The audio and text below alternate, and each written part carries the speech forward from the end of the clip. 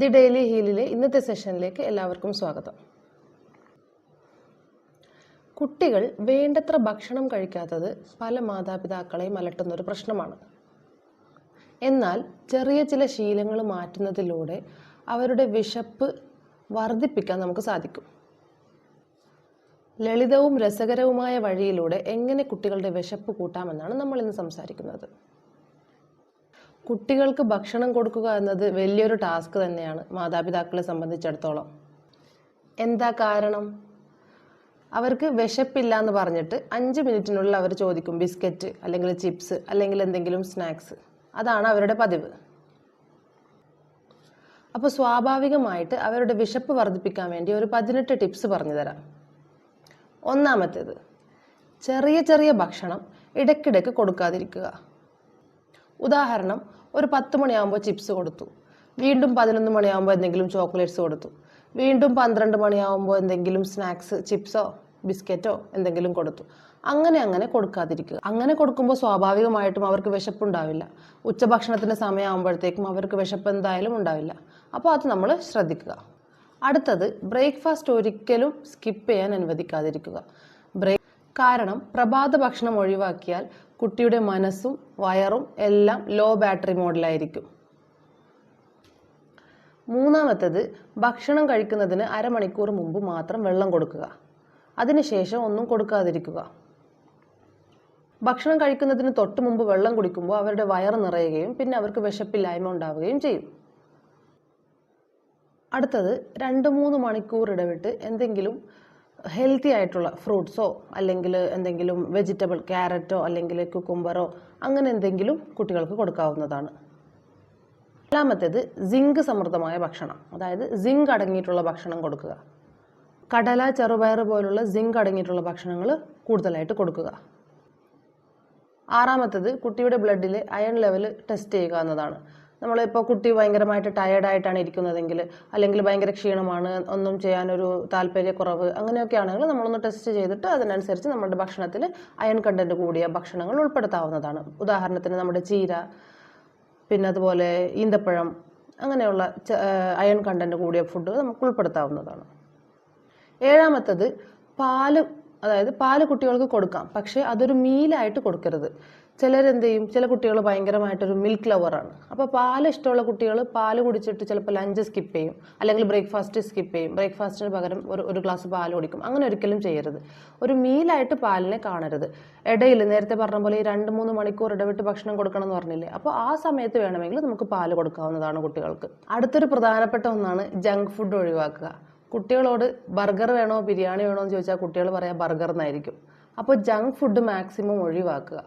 അടുത്തത്, ഭക്ഷണം രസകരമായിട്ട് കൊടുക്കുക. അതായത് ചിലപ്പോൾ കുട്ടികൾക്ക് പ്രത്യേക തരത്തിലുള്ള ഷേപ്പിനോട് എന്തെങ്കിലും ഇഷ്ടം ഉണ്ടാവും. അപ്പോൾ നമ്മൾ എന്ത് ചെയ്യുക, ചപ്പാത്തിയിൽ ആ പ്രത്യേക തരത്തിലുള്ള ചിലപ്പോൾ ഹാർട്ട് ഷേപ്പ് ആയിരിക്കാം അല്ലെങ്കിൽ ട്രയാങ്കിൾ ഷേപ്പ് ആയിരിക്കാം. അപ്പോൾ ഷേപ്പാക്കി കൊടുക്കുമ്പോൾ കുട്ടികൾക്ക് കുറച്ചും കൂടി ഇൻട്രസ്റ്റ് കൂടും ഇത് കഴിക്കാനായിട്ട്.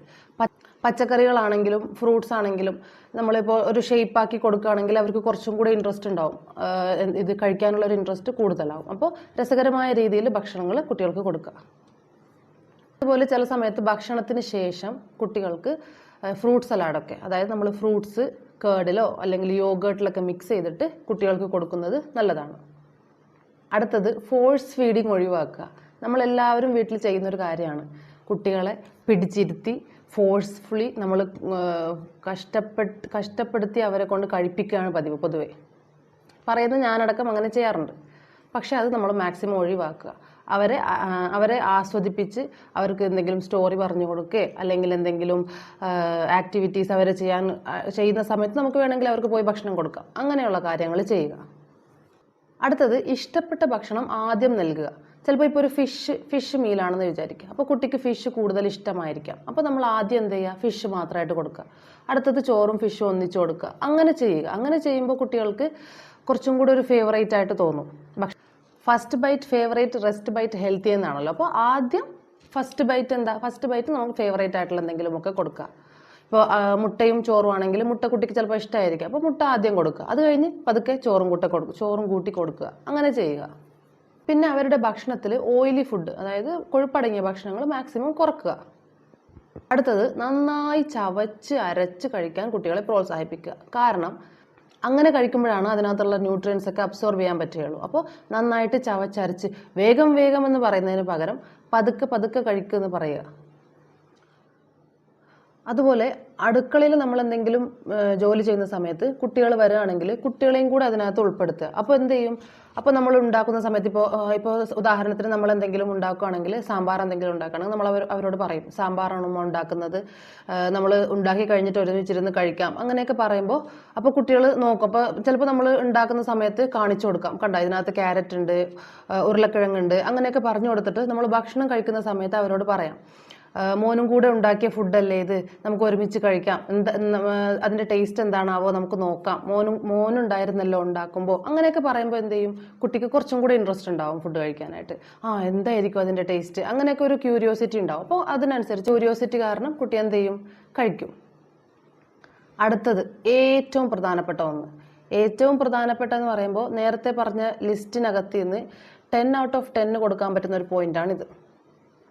കാരണം നമ്മളെല്ലാവരും ചെയ്യുന്നൊരു കാര്യമാണ്, കുട്ടി ഫോൺ അല്ലെങ്കിൽ TV ഇത് കാണിച്ചുകൊണ്ട് ഭക്ഷണം കഴിക്കുന്നത് ഒഴിവാക്കുക. അതായത് അവരുടെ മൈൻഡ് മൊത്തം സ്ക്രീനിലായിരിക്കും. അതുകൊണ്ട് നമ്മൾ എന്താണ് അവരുടെ വായിലിട്ട് കൊടുക്കുന്നതെന്ന് പോലും അവർക്ക് അറിയാൻ പറ്റില്ല.